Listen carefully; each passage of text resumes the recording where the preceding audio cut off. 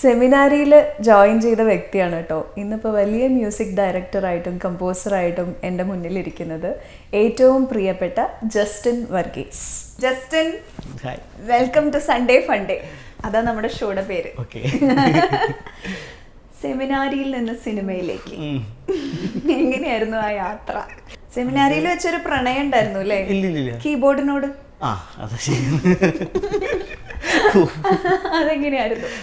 അത് കീബോർഡ് ചെറുപ്പത്തിലോട്ട് ഇങ്ങനെ കീബോർഡൊക്കെ പഠിക്കണമെന്ന് ഭയങ്കര ആഗ്രഹം ഉണ്ടായിരുന്നു.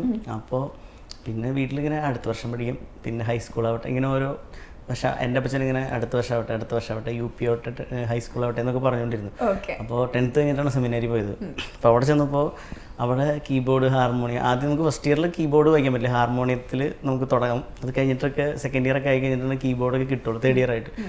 അപ്പോൾ അവിടെ അങ്ങനെയാണ്. അപ്പോൾ നമുക്കൊരു സമയമുണ്ട്, എല്ലാ കുട്ടികൾക്കും ഒരു സമയമുണ്ട്, ആ സമയത്താണ് നമുക്ക് കീബോർഡ് വായിക്കാൻ കിട്ടുക. അപ്പോൾ വലിയ ഇൻട്രസ്റ്റ് ഇല്ലാത്തവരുടെ സമയം കൂടി ഞാൻ ചോദിച്ച് വാങ്ങിച്ചിട്ട് ആ സമയത്തൊക്കെ പോയിരുന്നിട്ട് ഹാർമോണിയം കീബോർഡൊക്കെ വായിക്കായിരുന്നു. അതാണ് ഭയങ്കര ഇഷ്ടമായിരുന്നു. ഇതിന് മുമ്പ് മറ്റു പല്ലുതപ്പും കുളിയൊന്നും ഇല്ലാതെ ഇത് വായിച്ച് നടക്കുന്നു എന്നുള്ള ചീത്ത പേരും ഉണ്ടായിരുന്നു. അപ്പോൾ അതിനോട് ഭയങ്കര ഇഷ്ടമായിരുന്നു. എന്തിനാ സെമിനാരി പോയത്? അച്ഛൻ എന്തൊരു പൊട്ടത്തോ ചോദ്യം ഞാൻ ചോദിക്കണേ. അല്ല, എവിടെയോ ഞാനിങ്ങനെ വായിച്ചു കീബോർഡ് അവിടെ പോയാൽ വായിക്കാൻ പറ്റൂലോ അങ്ങനെ ഉണ്ടായിരുന്നു എന്നൊക്കെ ഞാൻ എവിടെയോ വായിച്ചറിഞ്ഞു. അങ്ങനെ ഉണ്ടായിരുന്നു. അപ്പോൾ ഞാൻ പണ്ട് തൊട്ട് എല്ലാവരും ഇങ്ങനെ ചോദിക്കും, ഇങ്ങനെ എന്താ വലുതാകുമ്പോൾ എന്താവണമെന്നൊക്കെ. അപ്പോൾ എനിക്ക് കല്യാണം കഴിക്കുക എന്നൊക്കെ പറഞ്ഞ ഒരു നാണക്കേട് പോലെയൊക്കെ ആയിരുന്നു അന്ന് നമ്മൾ ചെറുപ്പം. അപ്പോൾ ഞാൻ ഫ്രണ്ട്സിൻ്റെ അടുത്ത് ഞാൻ അങ്ങനെ കല്യാണം കഴിക്കും, ഞാൻ അച്ഛനാവാൻ പോകണമെന്നൊക്കെ പറയുമായിരുന്നു.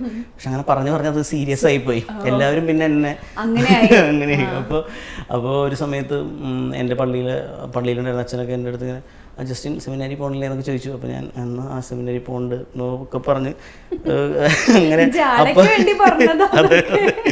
അപ്പോൾ അങ്ങനെ പറഞ്ഞ് അപ്പോൾ അച്ഛൻ എൻ്റെ അടുത്ത് പറഞ്ഞു ഇങ്ങനെ അവിടെ പോയി കഴിഞ്ഞാൽ എനിക്ക് കീബോർഡൊക്കെ വായിക്കാൻ പഠിക്കാം, അങ്ങനത്തെ കുറേ കാര്യങ്ങളൊക്കെ. അപ്പോൾ സെമിനാരിലുള്ള കുറേ കാര്യങ്ങളെ പറ്റിയൊക്കെ പറഞ്ഞു. അപ്പോൾ ഞാൻ വിചാരിച്ചു എന്നാൽ ഓക്കെ അവിടെ പോയിട്ട് കീബോർഡൊക്കെ പഠിക്കാം. പിന്നെ എനിക്ക് വീട്ടിൽ അപ്പച്ചൻ കുറച്ച് സ്ട്രിക്റ്റ് ഒക്കെ ആയിരുന്നു.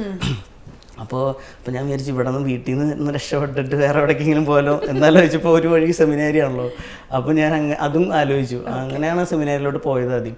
പിന്നെ അവിടെ ചെന്നൊക്കെ കഴിഞ്ഞപ്പോൾ ഭയങ്കര ഇൻട്രസ്റ്റ് ഒക്കെ ആയിട്ട് എല്ലാ ദിവസവും കീബോർഡ് വായന അങ്ങനെയൊക്കെ ആയിട്ട് മൊത്തത്തിൽ കുറേ ഫ്രണ്ട്സൊക്കെ അങ്ങനെ ഭയങ്കര അടിപൊളിയായിട്ടൊക്കെ പോയിക്കൊണ്ട് സെമിനാരിയിൽ അങ്ങനെ ഒരു നമ്മൾ വിചാരിക്കണത്തൊരു സെമിനാരി ലൈഫ് ഒന്നായിരുന്നില്ല, എൻ്റെ അടിപൊളി സെമിനാരി ലൈഫായിരുന്നു നമ്മുടെ ഫ്രണ്ട്സൊക്കെ ആയിട്ട്. അപ്പോൾ അങ്ങനെ അവിടെ പോയി കീബോർഡൊക്കെ വായിച്ച് അങ്ങനെ നടന്നു. പിന്നെ ഒരു സമയത്ത് മറ്റേ ദിലീപ് ഒരു സിനിമയിൽ പറഞ്ഞ പോലെ എൻ്റെ പ്രിൻസിപ്പിൾസും പ്രിൻസിപ്പാളും ഒക്കെ തമ്മിലുള്ളൊരു. അപ്പം ഞാൻ വിചാരിച്ചു എനിക്ക്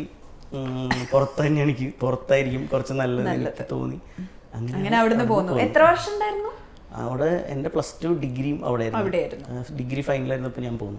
ആ ഒരു ചിട്ട ഉണ്ടാവും. അപ്പോൾ ചിട്ട ഉണ്ടാവില്ല, ചിട്ട ഇല്ലാത്തതുകൊണ്ട് അച്ഛൻ തന്നെ എന്നോട് പറഞ്ഞായിരുന്നു വേണമെങ്കിൽ പോകണമെന്ന്.